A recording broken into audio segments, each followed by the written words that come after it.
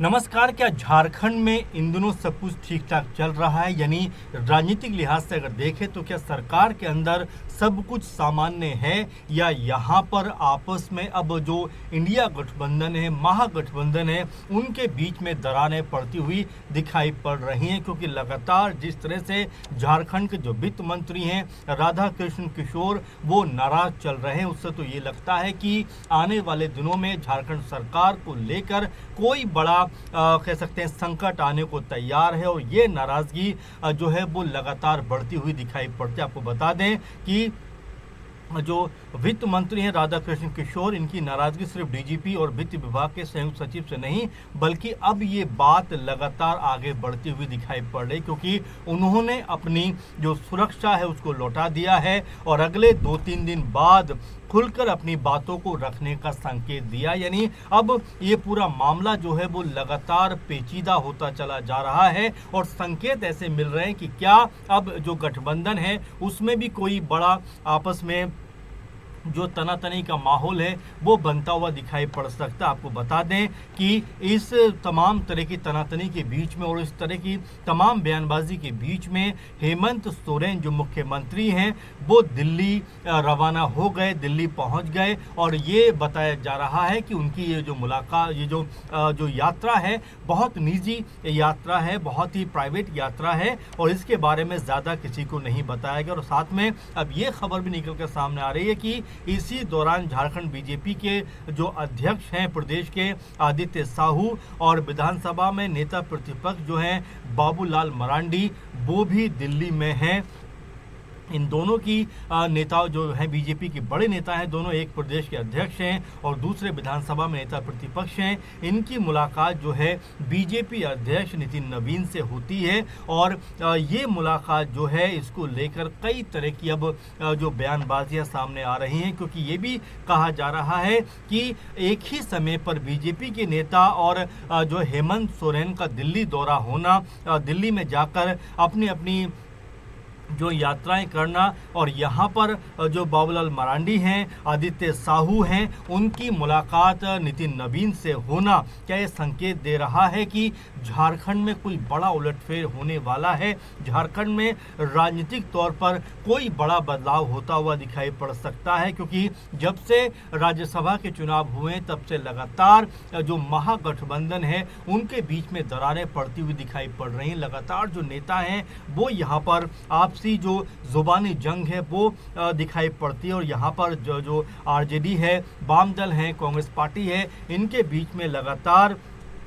जो बयानबाजी है उसका एक अलग रूप देखने को मिला है। लेकिन इन सब के बीच में जिस तरह से वित्त मंत्री राधाकृष्ण किशोर नाराज रहे और जिस तरह से उन्होंने अपनी सुरक्षा लौटाई और ये तक संकेत दिए कि 2-3 दिन के बाद वो खुलकर अपनी बात को रखते हुए दिखाई पड़ेंगे, तो मामला जितना सीधा दिखाई पड़ता है उतना सीधा नहीं है, क्योंकि यहाँ पर हो सकता है कि अब इस गठबंधन के अंदर कोई बड़ी प्रॉब्लम दिखाई पड़े, इस गठबंधन के अंदर कोई बड़ी आपस में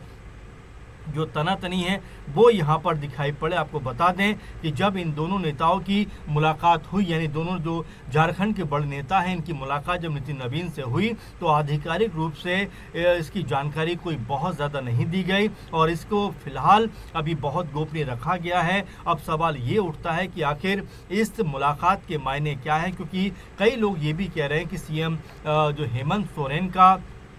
और भाजपा नेताओं का एक साथ दिल्ली में होना ये संयोग भी हो सकता है। लेकिन राजनीति में तमाम तरह के जो कयास हैं वो इसी तरह की चीज़ों को देखकर लगते रहे हैं। इसी तरह के जो कह सकते हैं कि दौरे होते हैं उसमें कोई ना कोई वजह ज़रूर निकल के सामने आती है, जब एक ही समय पे अलग अलग पार्टियों के नेता दिल्ली पहुंचते हैं और उस बीच में जब लगातार झारखंड के जो वित्त मंत्री हैं राधा कृष्ण किशोर वो खफा बताए जाते हैं, तो बिल्कुल इस तरह की मुलाकातों को हल्के ढंग में नहीं लिया जा सकता। आपको बता दें कि राधा कृष्ण किशोर जो हैं ये कांग्रेसी नेता हैं और कांग्रेस कोटे से सरकार में शामिल वित्त मंत्री हैं और ये तक कहा जाता है कि हेमंत सोरेन की कैबिनेट में वो दूसरे नंबर के मंत्री माने जाते हैं, यानी कि ताकत के मामले में उनका अपना अच्छा खासा वर्चस्व भी है और यहाँ तक कि वो काफ़ी सीनियर नेताओं में गिने जाते हैं। बिहार से लेकर झारखंड में अब तक कई बार निर्वाचित वो हो चुके हैं और ये बिल्कुल समझ में आता है कि वो अनुभवी राजनेता हैं और राजनीति के हर दाव पेच को बहुत अच्छे से जानते हैं। उनकी नाराज़गी कोई साधारण बात नहीं है। डीजीपी की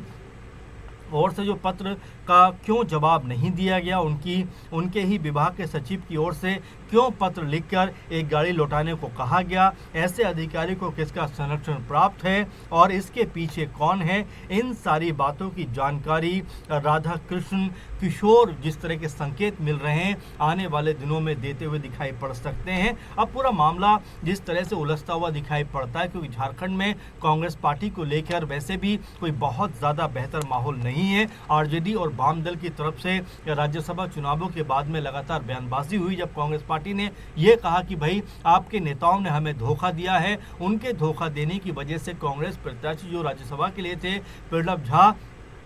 उनकी यहाँ पर हार हो जाती है और उसके बाद में आरजेडी और वाम दल के ऊपर कांग्रेस पार्टी की तरफ से जमकर निशाना साधा जाता है। वहीं आरजेडी भी लगातार कांग्रेस पे पलटवार करती है कि आप अपने नेताओं को संभाल नहीं पाते। बिहार हो, जो है उड़ीसा हो, हरियाणा हो, तमाम जगह पर आपके जो विधायक है वो जो क्रॉस वोटिंग करते हुए नजर आते हैं, पाला बदलते हुए नजर आते हैं। तो ऐसे में आपका अपने विधायकों पर तो बस नहीं चलता, लेकिन आप दूसरे दलों को लेकर इस तरह की बातें करते हैं। जबकि आरजेडी ने कहा कि हमने जो वोट है वो बिप्लब झा को ही दिया। अब ऐसे में इसको लेकर तमाम तरह की जो बयानबाजियां हैं वो चलती हुई दिखाई पड़ी। वाम दल ने यहाँ तक कहा कि कांग्रेस पार्टी को अपने गिरेबान में झांक कर देखना चाहिए। उनको पहले ये तय करना चाहिए कि क्या उनकी तरफ से तो कोई जो है यहाँ पर पाला किसी ने नहीं बदला है, क्या उनकी तरफ से तो जो विधायक है उन्होंने तो ऐसा नहीं कि किसी और को वोट दे दिया। इस तरह की बातें उस समय होती हुई दिखाई पड़ी और इसी कड़ी को कड़ी अगर जोड़कर देखा जाए तो यहाँ पर राधा कृष्ण किशोर जो नाराज चल रहे हैं, क्या ये नाराजगी जो है वो सरकार को जो है बैकफुट पे लाने का काम करेगी? क्या यहाँ पर हेमंत सोरेन जो दिल्ली गए हैं, क्या वो इसी बात को लेकर गए हैं कि अगर कांग्रेस पार्टी अलग हो जाती है तो सरकार की संभावनाएं किसके साथ बनाई जाएं? क्योंकि बीजेपी पहले भी इस बात का ऑफर दे चुकी है, पहले भी इस तरह की बातें सामने आ चुकी हैं कि हो सकता है कि झारखंड में भी बीजेपी और जेएमएम का गठबंधन होता हुआ दिखाई पड़ा। असम चुनाव में हमने देखा जहाँ पर जेएमएम के उतरने के बाद बीजेपी को अच्छा खासा फायदा हुआ। उसके बाद में ये तमाम सारी बातें कही जाने लगी कि क्या जेएमएम अब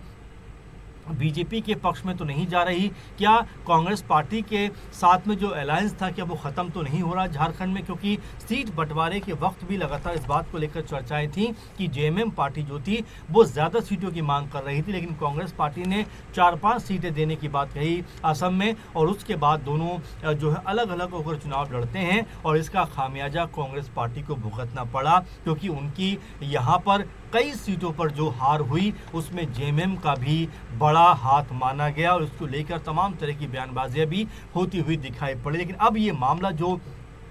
लगातार चर्चाओं में बन रहा है कि जो वित्त मंत्री हैं राधा कृष्ण किशोर वो नाराज हैं और साथ में हेमंत सोरेन का दौरा दिल्ली का और यहाँ उसी वक्त जो है बाबूलाल मरांडी जो नेता प्रतिपक्ष हैं, पूर्व सीएम भी हैं और बीजेपी के अध्यक्ष आदित्य साहू का दिल्ली में होना, दिल्ली में पहुँचना क्या कोई बड़े राजनीतिक संकेत देता हुआ दिखाई पड़ता है? क्या ये बताता हुआ दिखाई पड़ता है कि अगर झारखंड में सियासी माहौल बदला तो उसमें बीजेपी के साथ जो है जेएमएम मिलकर सरकार बना सकती है? इस तरह की तमाम तरह से